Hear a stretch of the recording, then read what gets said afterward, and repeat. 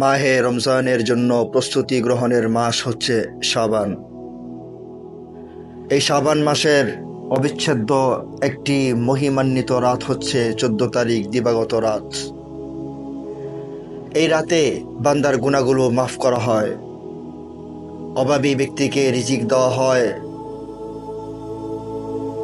বিপদ মুক্ত করা হয় বিপদগ্রস্তকে। এই রাতকে শবে বরাত বলা হয়।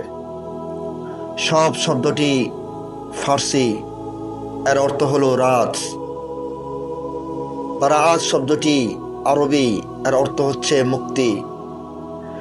শবে বরাত অর্থ হচ্ছে জাহান্নাম থেকে মুক্তির রাত। শবে বরাতকে হাদিসের পরিভাষায় লাইলাতুন নিসফি মিন শাবান বলা হয়। এই রাতে আল্লাহ তাআলা সূর্য ডোবার সঙ্গে সঙ্গে পৃথিবীর আসমানে নেমে আসেন, বান্দাকে ডাকতে থাকেন, বান্দার যাবতীয় প্রয়োজন আল্লাহর কাছে পেশ করার আহ্বান করেন।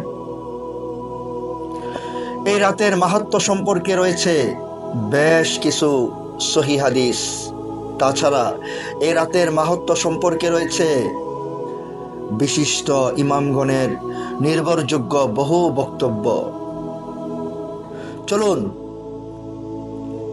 আমরা আমাদের মূল পর্বে চলে যাই। হযরত আবু বকর সিদ্দিক রাদিয়াল্লাহু তাআলা আনহু থেকে বর্ণিত রয়েছে, রাসূলুল্লাহ সাল্লাল্লাহু আলাইহি ওয়াসাল্লাম ইরশাদ করেন, শাবান মাসের 14 তারিখ দিবাগত রাতে মহান আল্লাহ তাআলা দুনিয়ার আসমানে অবতরণ করেন। সে রাতে তিনি মুশরিক এবং অন্য ভাইদের প্রতি বিদ্বেষ পোষক ব্যতীত সকল গুনাহগারদেরকে ক্ষমা করে দেন। মুসনাদে বাজ্জার হাদিস নাম্বার 80। অন্যত্র মুআজ বিন জাবাল রাদিয়াল্লাহু তাআলা আনহু থেকে বর্ণিত রয়েছে, রাসূলুল্লাহ সাল্লাল্লাহু আলাইহি ওয়াসাল্লাম ইরশাদ করেন, শাবান মাসের 14 তারিখ দিবাগত রাতে মহান আল্লাহ তাআলা সমগ্র সৃষ্টির দিকে রহমতের দৃষ্টিতে তাকান। সে রাতে তিনি মুশরিক এবং উম্মতে বিভেদ সৃষ্টিকারী ব্যতীত সকল গুনাহগারদেরকে ক্ষমা করে দেন। সহিহ ইবনে হিব্বান হাদিস নাম্বার 5665। অন্যত্র হযরতে আব্দুল্লাহ ইবনে ওমর রাদিয়াল্লাহু তাআলা আনহু বলেন, 5টি রাত এমন রয়েছে যে রাতের দোয়া কখনো ফিরিয়ে দেওয়া হয় না।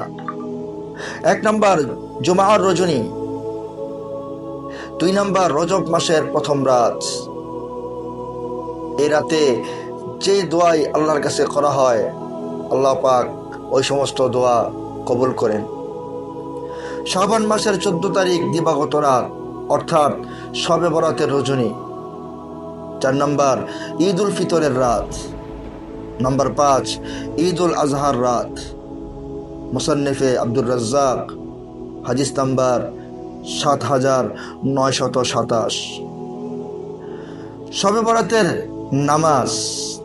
এই শবে বরাত উপলক্ষে বিশেষ নামাজ বা নামাজের বিভিন্ন রাকাত সংখ্যা, বিশেষ সূরা তেলাওয়াত এবং বিশেষ রোজা রাখা সম্পর্কিত কোনো সহিহ হাদিস পাওয়া যায় না। আল্লামা জাহিদ কাউসারি এবং আল্লামা ইউসুফ আন-নূরি রাহিমাহুল্লাহু তাআলা বলেন, এই রাতের বিশেষ কোনো নামাজ সম্পর্কে একটি বর্ণনাও রাসূলুল্লাহ সাল্লাল্লাহু আলাইহি ওয়াসাল্লাম থেকে সহিহ সনদে প্রমাণিত নয়।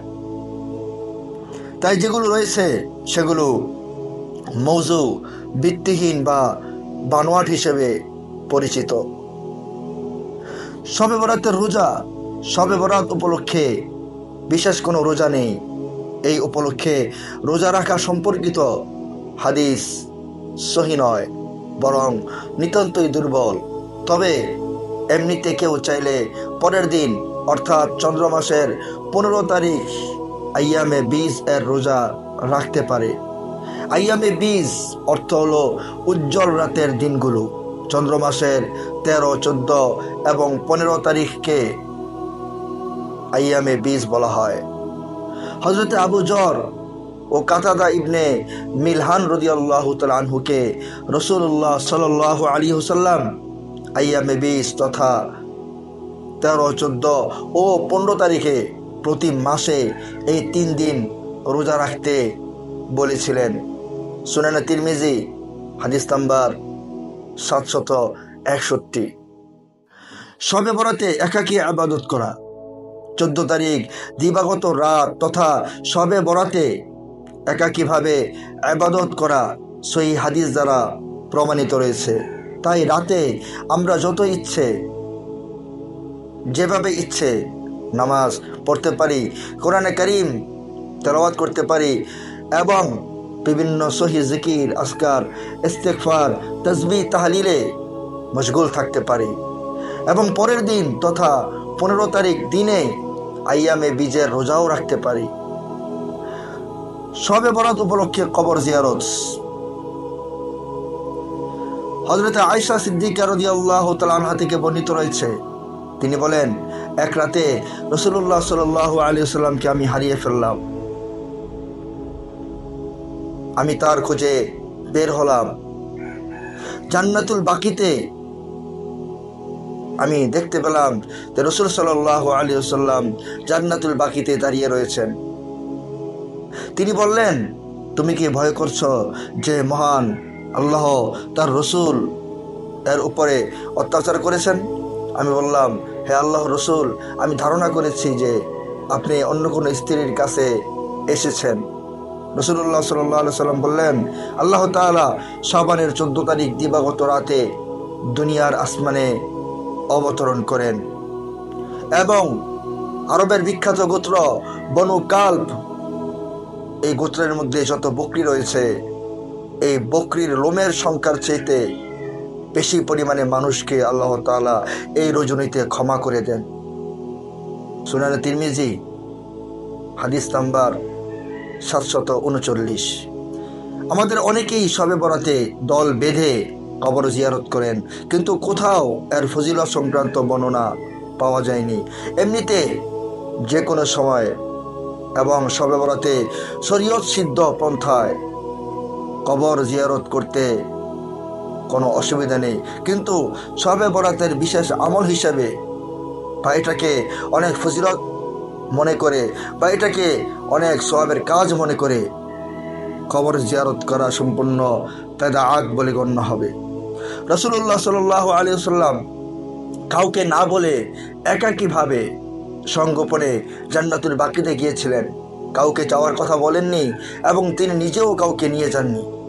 পুরো বিষয়টি হাদিস থেকে সহজেই অনুমান করা যায় যে শবে বরাতে যদি কাউকে কবর জিয়ারত করতেই হয়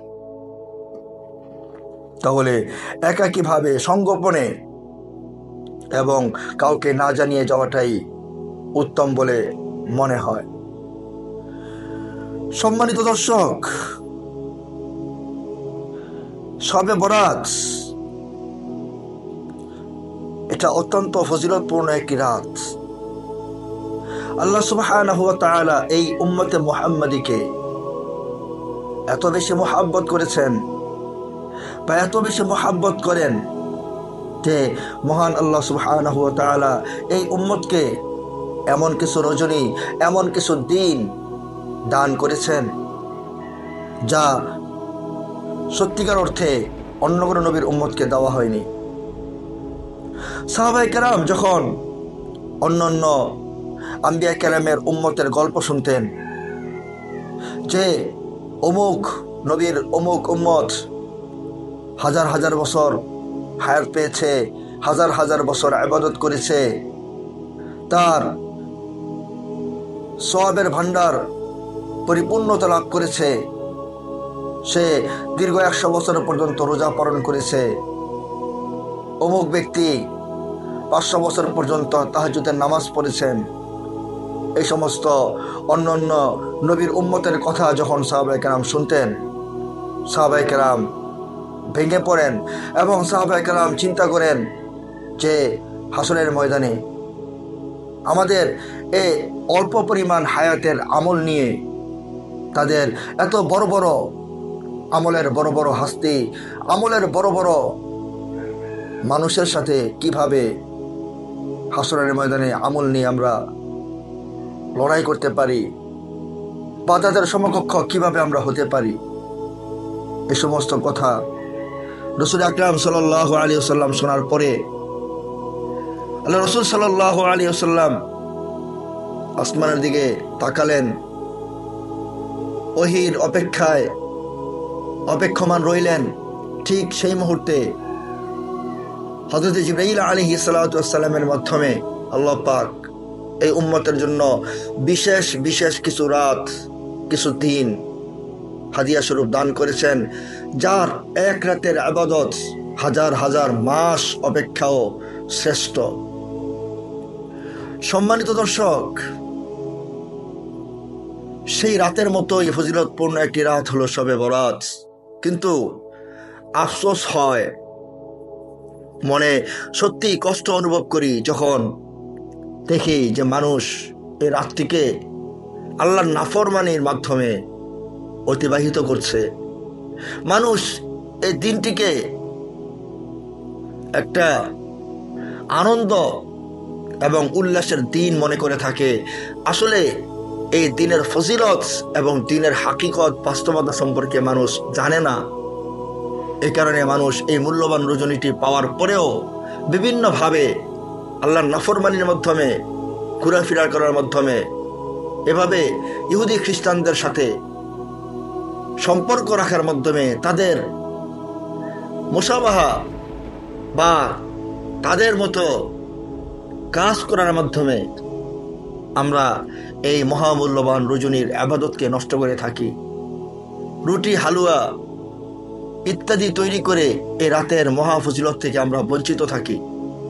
সম্মানিত বন্ধুগণ, চলুন আজ থেকে আমরা প্রতিজ্ঞাবদ্ধ হই যে আমাদের হায়াতের মধ্যে যতগুলো শবে বরাত আসবে, এই প্রত্যেকটি শবে বরাত যেন আমরা রাসূল আকরাম সাল্লাল্লাহু আলাইহি ওয়াসাল্লামের সুন্নত মোতাবেক সাহাবায়ে কেরামের আমল অনুপাতে যেন আমরা কাটাতে পারি।